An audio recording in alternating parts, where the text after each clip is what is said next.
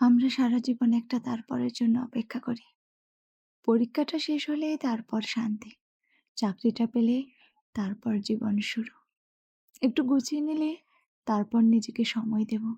সব ঠিকঠাক হলে তারপর সুখী হব। এই তারপরে একটা দিগন্ত রেখার মতো। যত এগোই তত পিছিয়ে যায়। আমরা ভাবি একটা নির্দিষ্ট বিন্দুতে পৌঁছালেই জীবনটা পুরোপুরি শুরু হবে। আর তখনই আমরা নিঃশ্বাস নিতে পারবো। কিন্তু জীবনটা আসলে সেই অপেক্ষার ফাঁকেই ঘটে যায়। যে বিকেলে আপনি ক্লান্ত হয়ে বারান্দায় বসে চা খাচ্ছিলেন, অথচ মাথায় চলছিল কালকের কাজের লিস্ট, ওটাই ছিল জীবন। যে রাতের বন্ধুর মেসেজে হুট করে হেসে ফেলেছিলেন, যদিও মনটা ভারী ছিল, ওটাই ছিল জীবন। যে মুহূর্তে কেউ কিছু না বলেও পাশে বসেছিল, ওটাও জীবন। আমরা ভাবি জীবনের বড় দৃশ্যগুলো, সাফল্য, অর্জন, নিশ্চিতি, এসবই আসল।